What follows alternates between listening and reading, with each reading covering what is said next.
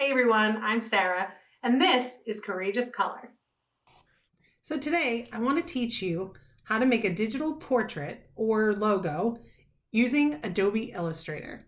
So the first step is to open your image in Illustrator and select the pen tool from the toolbar on the left-hand side. You can see that I've started by using a white fill, but you really want to deselect that fill so that there's no fill and no outlined color.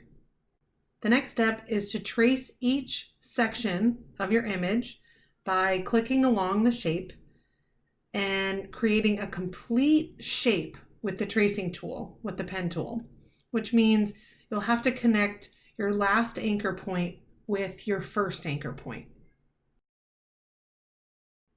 When you've finished one section of your image, you'll want to lock that layer and hide it, and then create a new layer for the next section. So over on the right-hand side, next to Properties, is the word Layers. You want to click on that tab, and you want to use the little eye icon to toggle the visibility. If you click on the eyeball, then that layer will disappear. And if you click on the three-line menu, you can choose a new layer or to delete a layer. And each time you choose a new layer, it'll code it in a new color. In order to lock the layer, you'll have to click on the square next to the eye icon, and then it will show you a little padlock icon when the layer is locked. And this helps because then when you're tracing the next section, the pen tool can't link onto the other anchor points from the other section of the image that you traced. And so that will help you to minimize mistakes and, screwing up the shape that you've made after you've worked so hard to trace it.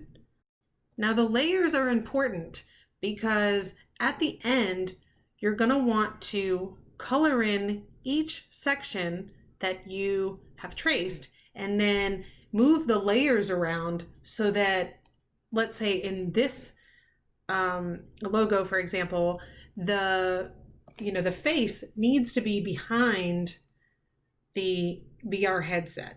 Okay, so in the end, I'm going to need to put the face as like the first layer and then the hair over that or behind it, whichever looks better. And then the VR headset over both of those so that it's front and center and so that it looks good. Now, once you have traced all of the sections that you need to trace, so for me, just the hair, the face, and the VR headset. Once you've done all those, you want to unhide the layers so you can see your shapes when you run your cursor over them. And then you want to use the eyedropper tool. It's in the left-hand toolbar, and it looks like a little eyedropper that you would use in science class. And so all that's going to do is select the right fill color for each section. So for me, I clicked on the section for the hair that I traced, and then I used the eyedropper tool to click on the hair to get the right color for the hair. And the same with the face, and then again with the VR headset.